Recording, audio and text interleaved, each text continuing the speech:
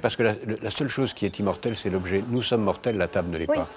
Et donc la seule façon de devenir immortel, c'est de devenir un objet. Et donc la grande tentation du transhumanisme, c'est progressivement, en nous faisant avoir progressivement des prothèses... De nous transformer en cyborg. Et donc la seule façon de devenir immortel, c'est de devenir un objet. Aujourd'hui, au bout de ça, on parle de puces qu'on pourra s'implanter. Ce sera quand, ça? Certainement dans les 10 années à venir. Et d'abord, on va les implanter dans nos vêtements, c'est-à-dire wearables, comme on le dit. Et après, on pourrait s'imaginer qu'on les implante dans nos cerveaux ou dans nos topos. Et à la fin, peut-être il y a une communication directe entre notre cerveau et le monde digital.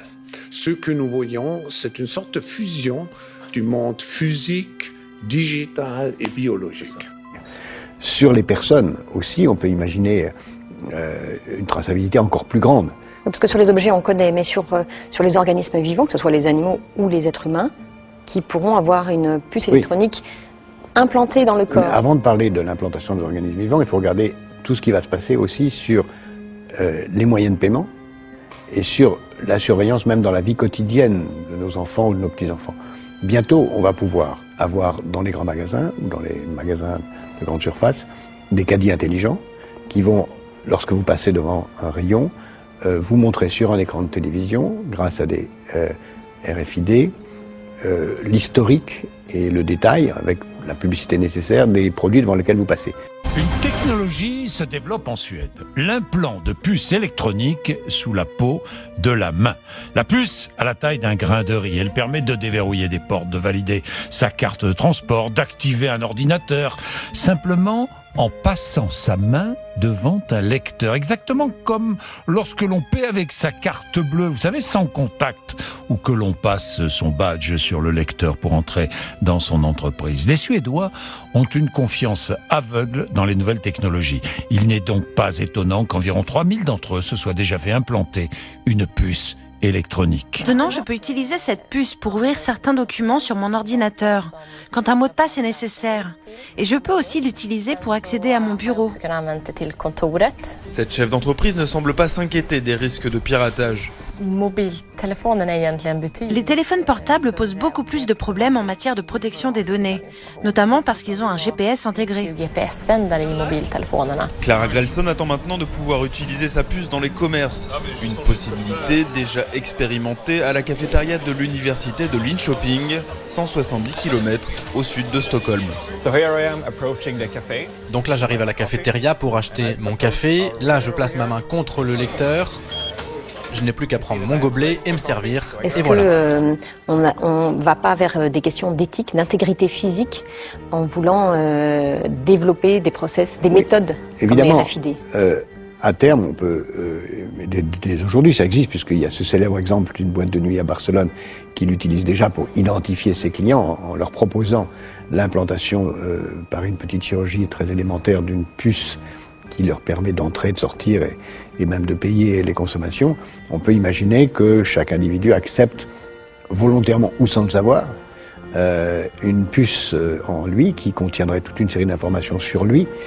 Vous dites sans le savoir, pourquoi sans le savoir? Par exemple, on a déjà eu un exemple il y a quelques années de chaînes de grands magasins qui ont donné des cartes de fidélité à leurs clients sans leur dire que ces cartes de fidélité étaient des cartes contenant des moyens de reconnaissance à distance, de RFID, qui ont permis à ces magasins, pendant le temps où cette expérience a duré, parce qu'elle a été interrompue devant des protestations générales, de tout savoir sur le comportement d'achat des gens, sans que les gens le sachent eux-mêmes, puisqu'ils avaient une carte de fidélité dont ils ne savaient pas qu'elle servait à ça aussi.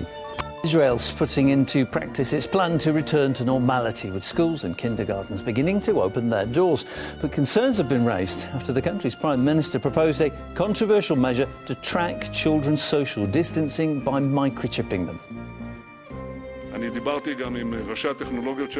I spoke with our heads of technology in order to find measures Israel is good at, such as sensors. For instance, every person, every kid, I want it on kids first, would have a sensor that would sound an alarm when you get too close, like the ones on cars. Well, the Prime Minister's proposal received a barrage of criticism, especially from cybersecurity experts. Many of them questioned the legality of chipping people. The head of cyber studies at Tel Aviv Academic College, Tal Pavel, believes that it will allow criminals, including kidnappers and paedophiles, to track children. This initiative, it might be kind of roadmap to disaster. It can harm kids from a wide range of aspects. Since the information of the physical presence, the geolocation of the kids will be on the net, it won't be to be able to hack and to breach those kind of geolocation. It can be cyber criminals or criminal to kidnap those kids. It can be pedophiles. It can be also terrorists. It's invasion to our privacy. It's invasion to our, perhaps, I don't know, body. The problem is that we live in an era, in a digital era, in which our borders of privacy, of anonymity, of online freedom is getting narrower day by day. Anthony Morel, connecter le cerveau humain à un ordinateur. C'est l'un des projets fous du milliardaire Elon Musk et rien ne l'arrête en général. Ah bah donc non, c'est assez inquiétant. Ce week-end, il a fait une première démonstration très attendue d'une puce électronique implantée dans le cerveau d'un cochon. C'est ça. En attendant de le proposer aux êtres humains. C'est ça. Ça fait déjà marrer Charles. Bah oui, c'est ce qu'on appelle les interfaces cerveau-machine. Et peut-être que demain, ça fera partie de notre quotidien. C'est-à-dire l'idée, ce serait d'implanter une puce électronique dans ton cerveau qui serait capable de communiquer avec un ordinateur et surtout qui serait capable de doper la puissance de ton cerveau. Alors, les transhumanistes veulent nous rendre immortels. C'est pour ça que Google a développé beaucoup d'entreprises pour augmenter notre espérance de vie, veut développer l'intelligence artificielle de manière à ce qu'elle ait une conscience comme notre cerveau.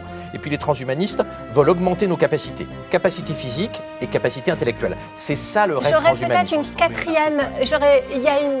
En post-humain dans une deuxième étape. Il y a une quatrième chose, c'est que le transhumanisme est un véritable eugénisme, puisqu'il veut créer l'homme nouveau, c'est-à-dire un homme augmenté, un homme au meilleur de ses capacités, un homme qui ne sera plus malade, donc on élimine tous les gens qui sont possiblement en mauvaise santé. Vous pouvez répéter, Jacques Attali ? Non, mais c'est une longue histoire qui fait que l'homme progressivement cesse d'être un homme pour devenir un objet et devenir un artefact. Un surhomme, une sorte de surhomme. Un objet, parce que la seule chose qui est immortelle, c'est l'objet. Nous sommes mortels, la table ne l'est pas. Et donc la seule façon de devenir immortel, c'est de devenir un objet. Et donc la grande tentation du transhumanisme, c'est progressivement, en nous faisant avoir progressivement des prothèses, de nous transformer en cyborg. Mais d'éliminer l'humanité. Mais la première étape n'est pas celle-là. La première étape est de garder un corps biologique pendant quelques siècles et quelques millénaires et d'augmenter nos capacités par l'ingénierie génétique. La puce ne mesure que 23 mm de diamètre pour 8 mm d'épaisseur. Un implant cérébral rechargeable sans fil, connecté en Bluetooth, et dévoilé en grande pompe par le milliardaire américain Elon Musk, célèbre pour ses fusées SpaceX et ses voitures électriques Tesla. Une puce pour mesurer en temps réel l'activité de plusieurs milliers de neurones que le milliardaire projette désormais d'installer en 1 heure seulement, grâce à ce robot, à la surface du cerveau de patients humains.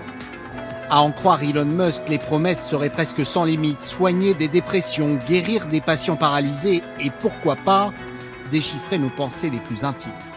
À partir du moment où vous commencez à accepter que votre identité numérique se retrouve sur un cloud parce qu'on a besoin de contrôler si vous êtes sanitairement compatible avec le fait de pénétrer dans certains lieux, ça finit par se transformer en un traçage numérique qui sera vite exploité par le grand marché des objets connectés, parce que le grand marché des objets connectés, il a besoin de ça pour pouvoir exister.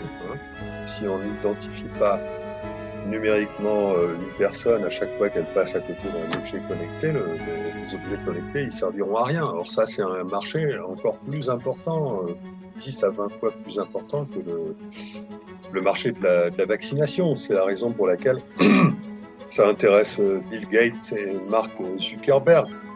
En attendant donc les débats éthiques autour de tout cela, eh bien Elon Musk, lui, veut attirer des talents.